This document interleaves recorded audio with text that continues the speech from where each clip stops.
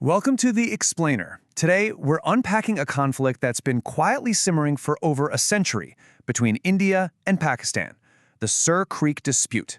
And while its roots are deep in colonial history, believe me, the consequences are very, very modern. So let's get right to it. How can a 96-kilometer strip of water, of all things, become such a major flashpoint, especially between two nuclear-armed neighbors like India and Pakistan? What's really going on here?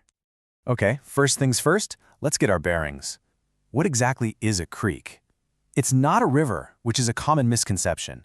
Think of it more like a narrow arm of the sea, an inlet that reaches right into the land. And Sur Creek, well, it carves out a natural boundary. You've got India's Gujarat state and the Rana Kutch on one side, and Pakistan's Sindh province on the other. And here's the kicker. It opens right up into the Arabian Sea. That location, especially being so close to a major port like Karachi, is a huge deal strategically. Now, if you want to understand why this is such a headache today, you've got to turn back the clock, way back. This isn't something that just popped up after the partition in 1947. Nope.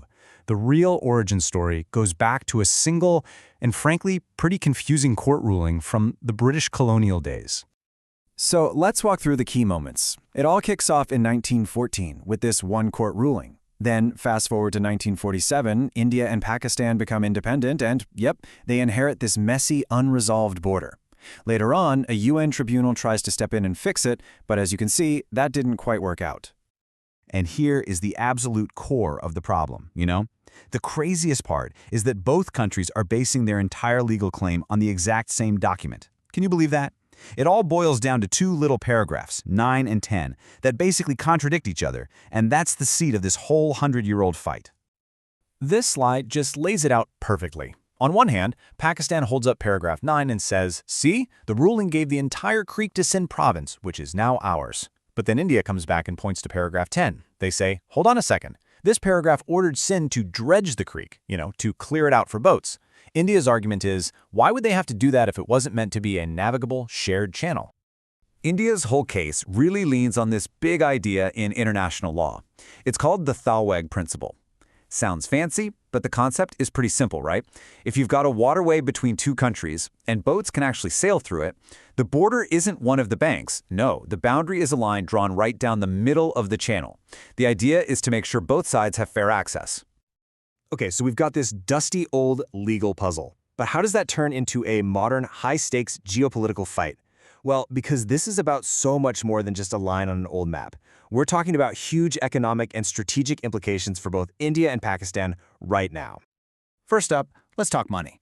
The area around Sur Creek, it's one of the biggest and richest fishing zones in all of South Asia. That's a huge deal. But wait, there's more. Geologists think there could be massive reserves of oil and natural gas just sitting under the seabed. So whoever controls the creek controls all that potential wealth. And then, of course, there's the military and strategic side of things. It gets pretty tense. There are reports that Pakistan is building up its military presence there, and Indian fishermen get arrested pretty frequently. And for India, having control of that creek is like having the perfect watchtower.